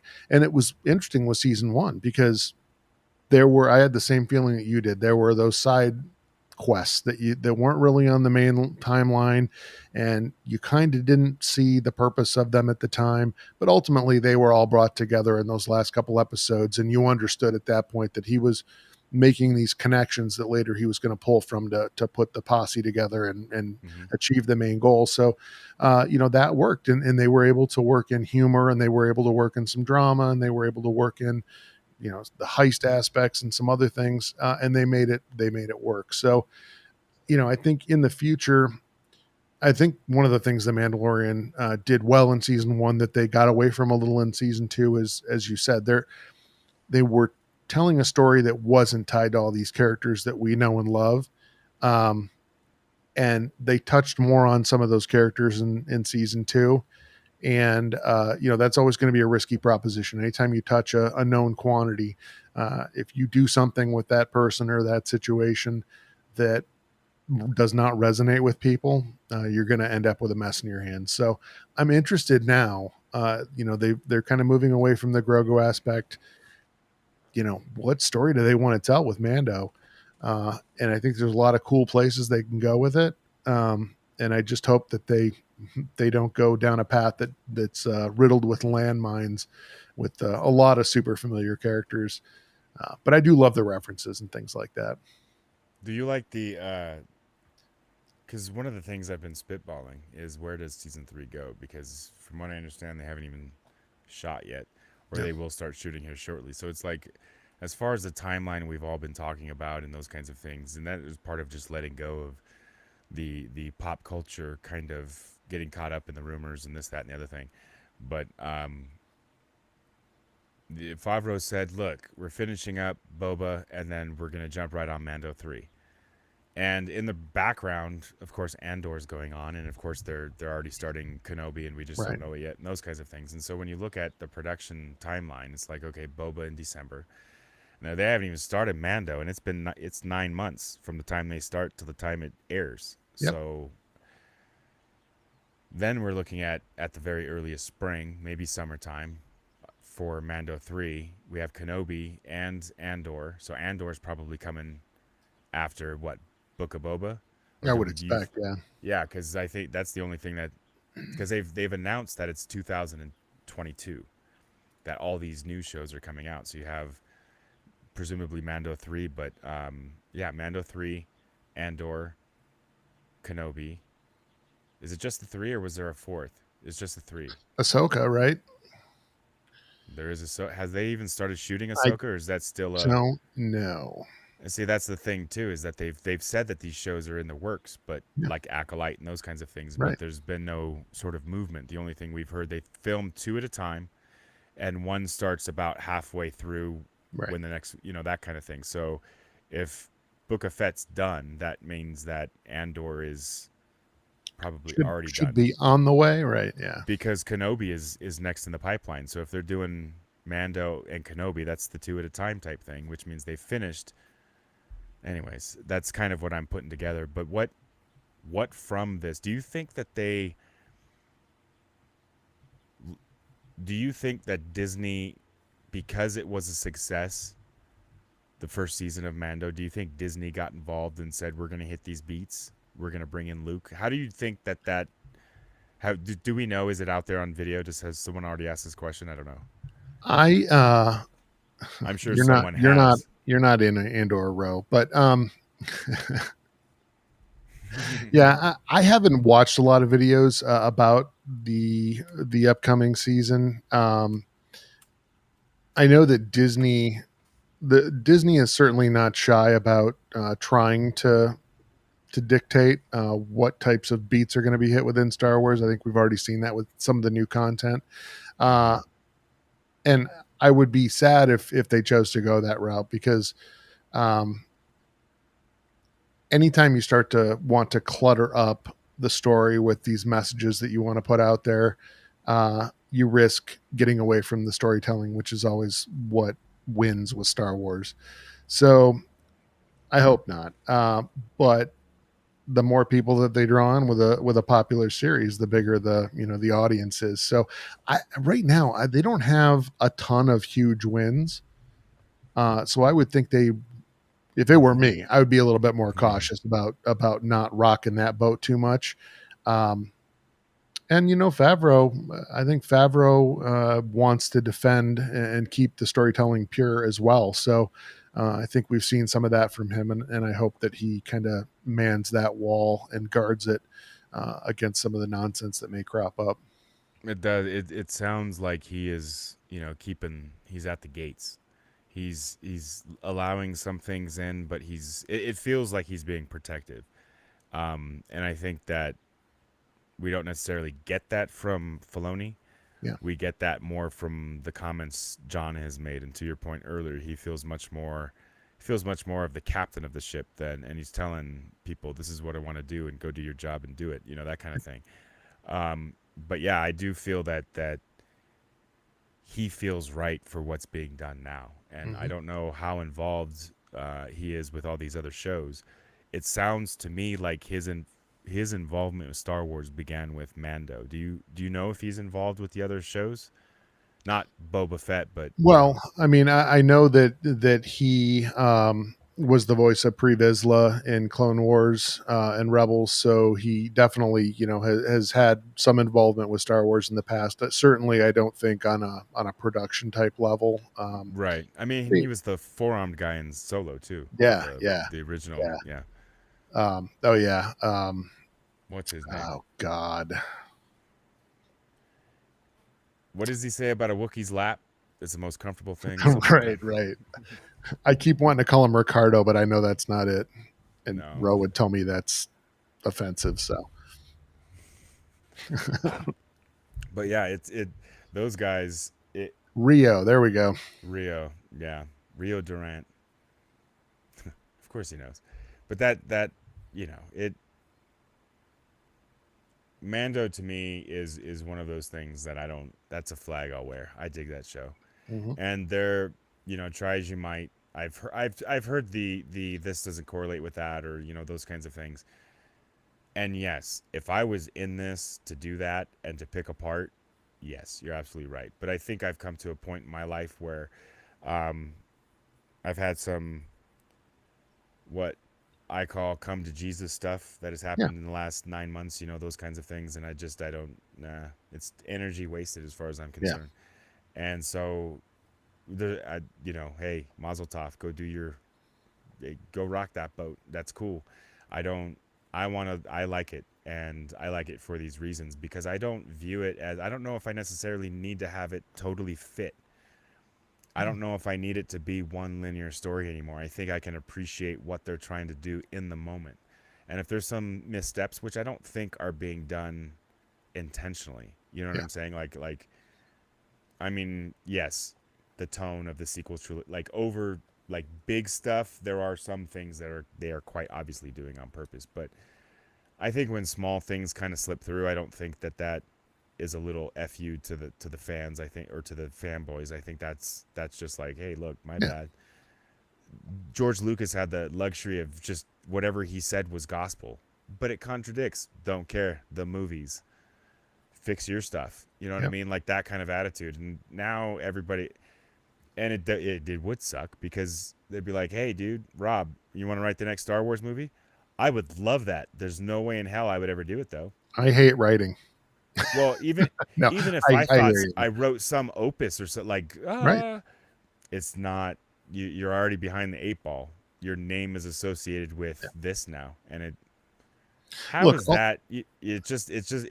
feel bad to an extent, because they're being told, look, this is the box. This isn't any movie that you're just going out there and making. That's just your thing, and you have this freedom to just do. This is Star Wars, and so you will act thusly, and these, you know what I'm saying? And so it comes with baggage, and so I can only imagine the stress, the both joy and the overall terrified feelings that go along with having to create this, knowing that there are fans like us out there going, that's wrong. But Lucasfilm has a story group. I mean, Lucasfilm has a story group that is responsible for keeping all this stuff straight. So, I mean, they have a group of people responsible for that. All they have to do is throw the script over there, and these people give it the thumbs up or say this has to be changed. I am still trying to figure out, to your point about, little missteps here and there, and not crucifying someone for a mistake that isn't really that important in the internal screen or overall scheme of things. But I don't have a problem if there are things that are a little bit inconsistent here or there. It's when it's repeatedly throughout a film right. that it gets to where it feels like it's being done deliberately. I mean, ever since the beginning of the sequel trilogy with The Force Awakens, they've been turning on the Skywalker lightsaber, not with the activation switch on the side, but with the blade extension control at the top. And no one has caught or cared about that. And I'm fine with that. That most people don't know. It's not going to ruin the film for me. But, there are people in Lucasfilm who have been dealing with this stuff for their whole life and should be able to say, hey, I noticed you were doing this. They seem to have been kept at bay. Yeah. You know what I'm saying? Because to your point, I mean, I'll watch police shows. I'll watch military movies or war movies and stuff like that. And there's some badass movies that are out there, man. But if I sat here and pulled apart, you could Google it now. There are things, you look at, what is it? What's the one? I don't want to sound racist, but Ro might know this because Benicio del Toro. No, I'm just kidding. But Benicio del Toro was in this movie where he was like the secret squirrel agent who marries up with like the DEA and goes down to Mexico to like sort some shit out. Sicario, I think is what it's called. Oh, okay. Yep. That movie, for me anyways, that movie was on time. I really enjoyed that movie. I was like, this really hits all the beats for me. Now, my wife enjoyed it, but it's a rough movie, right? They find a body in a wall. It's drug smuggling and human trafficking and all that crap too, Yeah. But it's that, and they the in plain clothes with the high weaponry, and they're doing the stuff and the movements, and it's just like, this is, I'm digging this movie. Right. But at the same time, I noticed technical aspects of how they're holding their weapons, because I know that they're, every time, I'm just going to say, every time I see an actor shoot a rifle with their elbow up, yep. I will clown. You know what I'm saying? It pulls me out a little bit because I'm like, oh, that's right, you're an actor. Because I was into it for a second, and then I saw you do that. And but because it looked cool. Right. And it is those kinds of technical details that people who know. It's just like, well, I used to do that, so yeah, that's crap. But or when they rappel out of a helicopter, or any number of things, or they try to portray anything as being real, when you go in and literally can watch a Disney cartoon and totally walk out appreciate, they're giving you the suspension of disbelief and giving the audience giving the audience what you've presented them or what you've alluded to is part of the movie-going experience. It's part of the promise. As a movie producer, as a creator of movies, I'm going to give you previews and trailers and those kinds of things and it's my promise to you that all of these things will fit into this beautiful story. I think where we should have probably run away from the sequels was trailer number 2 for Force Awakens. Yeah. Do you know the one I'm talking about specifically? Is this the one where she's got her hand on the rock and the pebbles start raising up? Did you say Last Jedi or for the Last Jedi or Force Awakens? Oh, no. So we haven't had Star Wars in a couple, whatever it was. And we get the dun, dun, dun, and he stands up, and it's all kind of. But the second official trailer is the voiceover with Luke Skywalker. Oh, that's right. And the Force is strong in my family. Yep. I have it. My father has it. My sister has it. You have that power too. Yeah. Yeah. And what ended up happening? Yeah. So it's not all these people that are in my family have it, and you have it too. And but you're not in my family. You can go ahead and steal our name and legacy, and we'll just smile and hug each other at the end of the movie. Yeah. I think that's where we should have run, because that was part of what was their downfall, was everything they did into Force Awakens to only have Luke show up for the last 3 minutes and not say a damn thing. but have pictures of him in the read, not knowing that he was the one narrating the fucking thing because he had no lines. Right. You stole my talking point, man. Because I was gonna say, because when you talked earlier about all the promotional material they put out being misguiding, and that's what I was gonna say. Yeah, he shouldn't even have been in the read. He didn't have anything to read. They literally lied to us from day one about Right. Luke's involvement, what the OT, what our beloved characters presumably would be doing. They allowed us to do that, to Right. go off on a tangent, and they didn't correct us. You know Yeah. what I mean? They allowed that to happen. So by the time we experienced Force Awakens, knowing what we knew leading into it and knowing the type of people that we all started running with, well, what the hell's going to happen in 2 years? Right. And we all started doing that. Well, what about this? What about that? And I will tell you right now, not literally, not, and this is subverting expectations if I ever heard it, not one of the different theories that me and my friends or those that I looked up on the internet turned out to be anywhere in the movie. I mean, Yep. it did not follow a logic, if this, then that sort of time frame. Right. Like we've been talking about, like, this thing's connected. Because we went into it like, well, if this is going to be connected, it's a trilogy, then, well, if Luke wasn't in this one, he must be gangbusters in the next one. Mm-hmm. You know what I mean? Like that kind of thing. Luke or Han dies, and then we kind of get a whispering like, well, Luke and Leia may not make it through these, that kind of thing. Right. And the way it fell out, and with Carrie passing and those kinds of things, yes, it really, unfortunately, and I actually don't mean to be morose about this, but I think that the power, the aspect of what occurred around that time frame of the movie coming out, and then her passing, or she passed before the movie came out, whatever it was.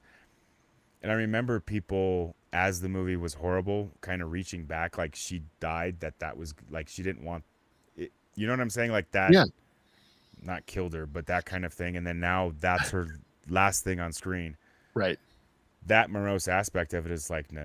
And then I think that's when I knew I had gone entirely too Right. It was time to pull it back a little bit. too deep, too dark, and was like, well, I knew I didn't buy into the whole it killed her. I just think that the sadness, I think that, that it caught up to her in her life and those kinds of things. And of course, to make it even doubly sad that her mom passes away from a no shit actual sadness, Right. a few days later, that whole thing. But I think it cursed unnaturally, like the little girl from the Poltergeist dying, on set or something, those kinds of things. It just, there's no way a movie can recover at that point.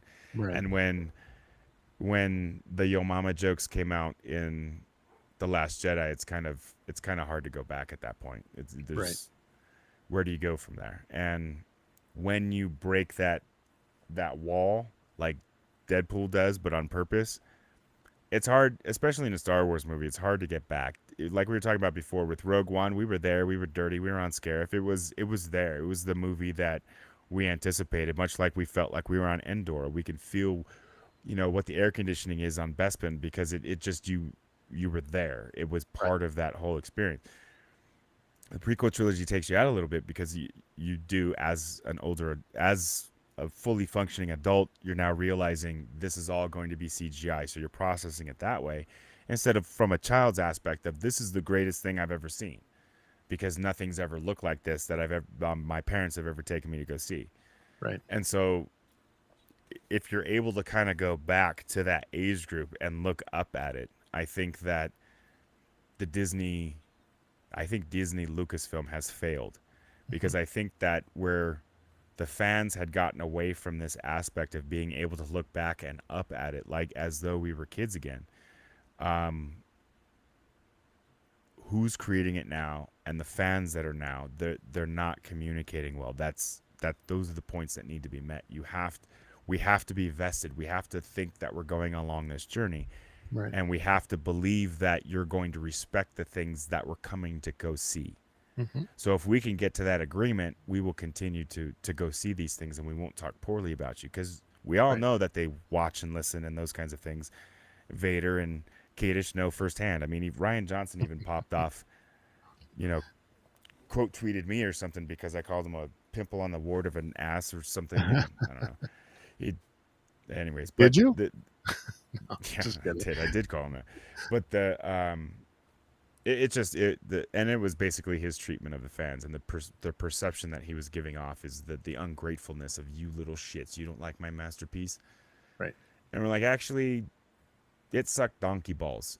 And we're going to tell you why from beginning to end. And not only that, we're going to break down your movie's fight sequences, and we're going to show them in super slow motion, and we're going to actually point out all the bullshit in that one fight sequence. That was fantastic. Have you seen the stuntman do that video? I didn't see the stuntman, but Robot Head did that. Oh, did he? Yeah.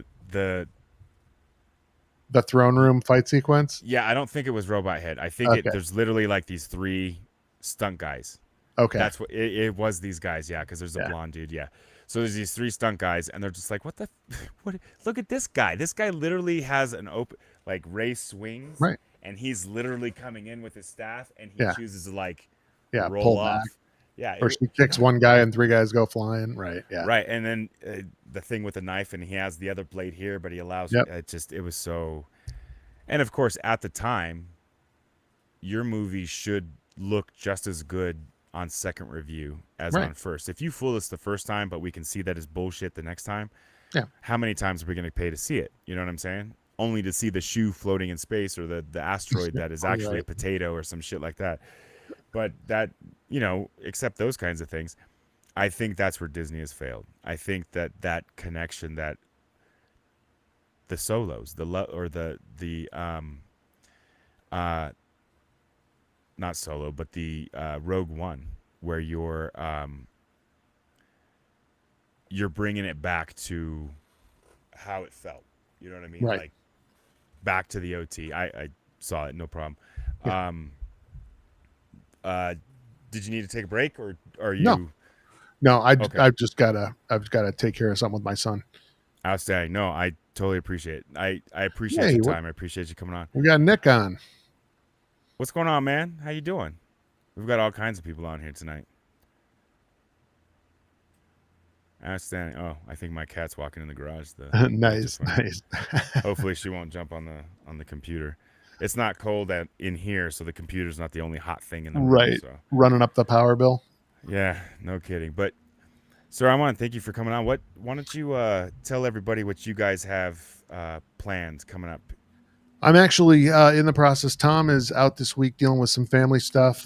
So I am in discussion with Ro about doing an episode here in the next couple of days. Have not nailed down exactly what we're going to do for a topic, but it's just going to be, my wife has a laundry list of things she'd like me to talk about, several droid episodes. And the other thing that I was talking with Ro about earlier this week, and that's been kind of on the back burner for a little while, is doing a Star Wars Generations episode.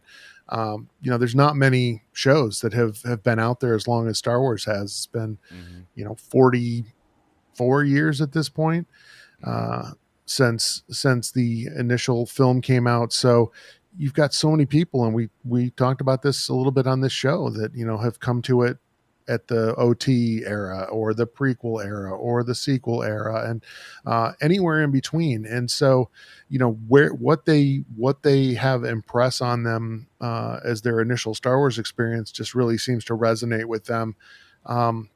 And so that's a really interesting aspect of this. We just don't get to see that. Star Trek obviously has been out there for a long time as well, but most things in pop culture kind of come and go. And so I'm looking forward to having that conversation. And again, I just want to kind of keep doing what we're doing, building this library of information that hopefully people are able to go out there and take the pieces that speak to them, or that, they want to know more about.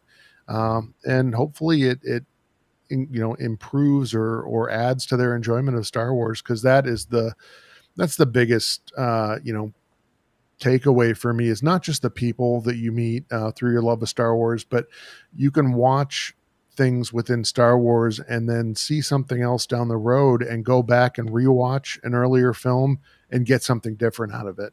And I even had that same experience with the music. It wasn't really something I consciously paid attention to, but once I really started getting into the music and understanding a lot of what was going on there, to go back and you can watch a film and just listen to the music and get something new Mm-hmm. out of it. So there's just so many levels that you can enjoy Star Wars on. And again, I hope everyone out there that loves Star Wars and loves it for their own reasons in their own way, don't ever feel like anything you're doing is wrong. You can have your opinions, you can enjoy what you want to enjoy, and other people may have a different opinion, but it's personal, I think, for everybody. Yeah, it that's fantastic, and I look forward to, having been on the periphery and just, enjoying everybody doing their thing, is getting to know everybody, and that's a lot of what I'm doing with trying to.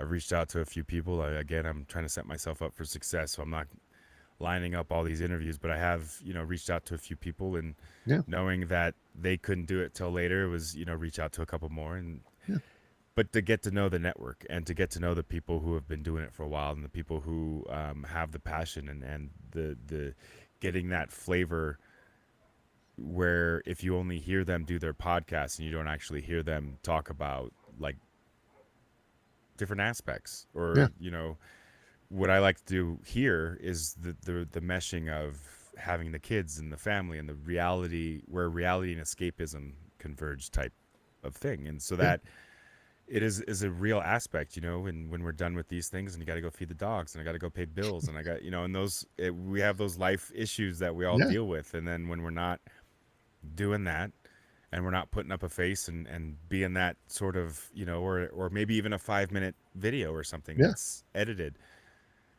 when it's raw and it's just, oh, I misspoke, and it just feels more like a conversation, like everyone's just sitting around a campfire. And what right, better thing to do when sitting around a campfire is than to tell stories. And yeah, my thing with the military aspect of it is, that's literally what we do, is hurry up and wait.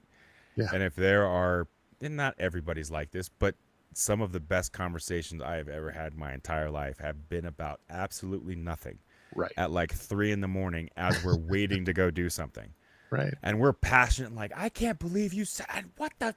And there we are, we're waiting for an airplane to take off, and we're just next to our right, gear yelling at each other, like, Luke would not have done that. yeah. And just that, and You're canceled, th- by the way. right, exactly. And but now it doesn't feel like we can have those sort of discussions, or even disagree on things. And yeah, it may sound like I'm front loading people that I agree with, but the fact of the matter is of everybody that I've interviewed so far since Brad and April, everybody's take is, it's totally unique. I know my Yeah, journey was unique, and so yeah, that's what I'd like to hear. Is I'd like to get out there everybody's journey, to not only what they're doing now, but what got you into all this to begin with. yeah, And what's amazing is that there's so many similar beats throughout it, that this is why we just connect from across the room, like, oh, I like your shirt, dude. Oh yeah, did you see the new movie? Yeah, yeah, yeah. And all of a sudden you've missed your flight because you're in the middle of a conversation. Or I'm exaggerating, but it's right, like that. I've went with Chris and stuff when we first met. We were cool with work, and we were like work buddies and those sorts of things. And then, like, I was in the middle of a conversation, and he was walking out to his car, and we're like, hey, good night, dude. Hey, see you tomorrow. And he's like, what are you nerds talking about? And I was talking to one of the guards about, Star Wars, and I had yeah, a different website before, in 17, or in 2017. But anyways, and so I was kind of conversing that way. Well, I'm just telling him about this, and he's like, you do that? And I was like, yeah. And it just sort of developed, and then all of a sudden, when we were working together, when Mando came out, right.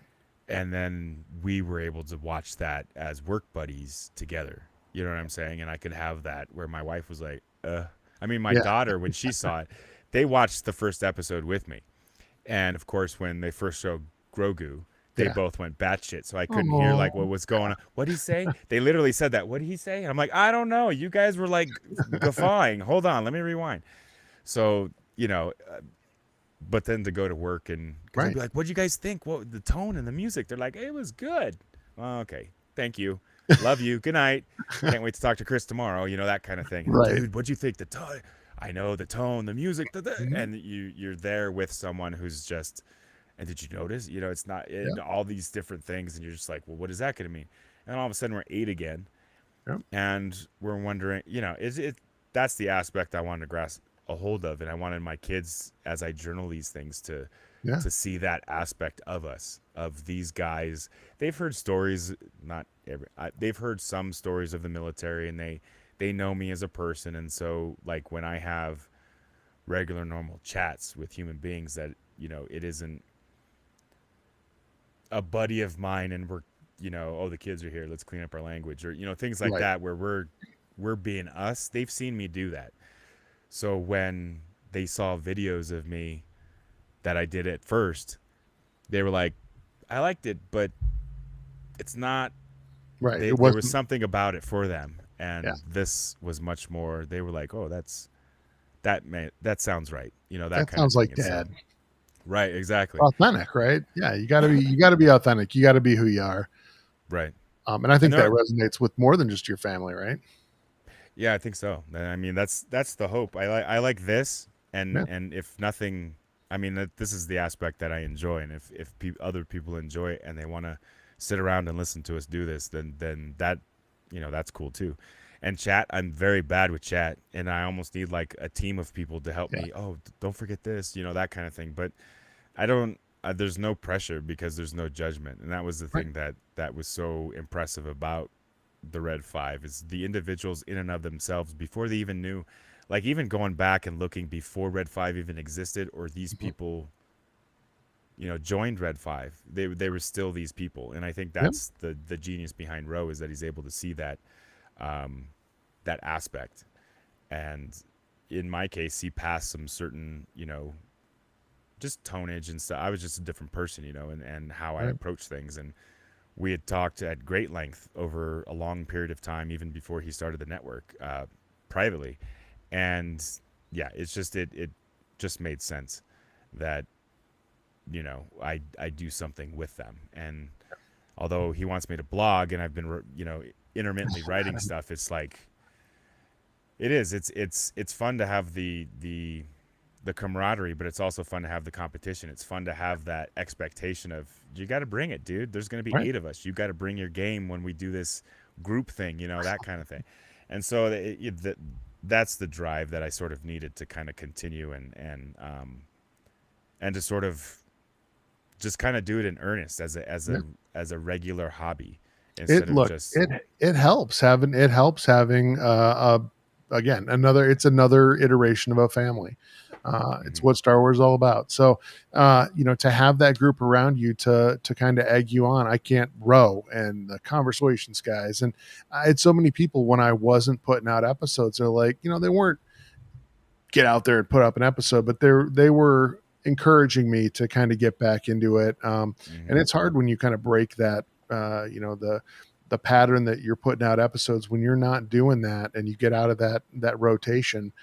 It can be hard to get back into it because Mhm. life, has all kinds of distractions. But I'm glad that I brought it back. And again, I think Rose comment the first time I posted an episode is like, "Is that new?" I'm like, "Yeah," and he about effing time. Oh, So yeah, Ro was all over me as soon as I did it. Yep. my stream is having connection issues, but we're cool. I think we're back. I'm sorry. Row, I think that's where you got cut off. No, Ro was like all over me. Oh, it's about effing time that you put out another episode. So again, he didn't give me a hard time when I wasn't doing it, but I could tell that he was happy that we were back at it, and I'm looking forward to doing an episode with him here, hopefully this week. Oh, that'd be awesome. Yeah. That'd be awesome. Well, right on, dude. Well, it was good. It was good seeing you again. Thank you so We much. certainly have to do this more. Oh, Yes, dude, I appreciate you making the time. I really do. Uh, absolutely. I want to thank everybody who came into chat. Obviously, you guys are awesome for sticking around for as long as you did. I really enjoy the fact that my chat talks amongst themselves and they Yep. entertain themselves, because that's helpful, especially Takes when the I. pressure off you. Yeah, exactly. I don't even know what I would do with a super chat at this point, because Oh, I'd never see it. But thank you again, yeah. and I really enjoy the network, and I really enjoyed meeting everybody in Chicago. And next time we'll talk about Chicago. That's what we'll do for Yes. next I time. love it. I love it. So we'll do that. We'll break that down, because that was some good times right there. It So was. that, now you have to come back on. So No, I will absolutely there's come that. back on anytime you'll have me, and totally a pleasure meeting you in person. Just total down to earth guy and exactly the type of person I love talking to. So really a Well, I pleasure, man. appreciate that. Well, very cool. Same, but right back at you. And yeah, it's fantastic just meeting everybody, and everybody's just so inviting, which is And nice. So, everyone's unpretentious, which again, I just like real people, right? right. I don't care if there's people out there. I know they kind of get their heads real big because they feel like, oh, I got a podcast, I'm an important person. Everyone here has got a day job, right? So they're people carving huge chunks out of their personal time to put content out there for other people to enjoy, and I just respect the hell out of that. Yeah, I mean, there are some very talented individuals who come out of seemingly nowhere. Yeah. Cam being one of them. Oh, Just totally, at first as he finds his feet, I didn't know what that. Every time I saw him, he was screaming, and I didn't know yep. what the hell was this dude doing. And then Ro, there was a connection with Ro, and then they were talking and stuff, and I was like, what is? But it's the back. Right. Once it was presented the way it was, and I kind of saw behind the curtain, I was like, oh, this fucking guy. I was, all right, dude, just Yep. do your thing. I'm like, right on. I'm here for the ride. I mean, even what he did at ScarifCon. Yep. I'm like, the production Yep. for that. You know what I'm saying? I was just like, The hours that have to go into that. oh my God. Right. I have a hard time hitting go live and making everything work the first time. Right.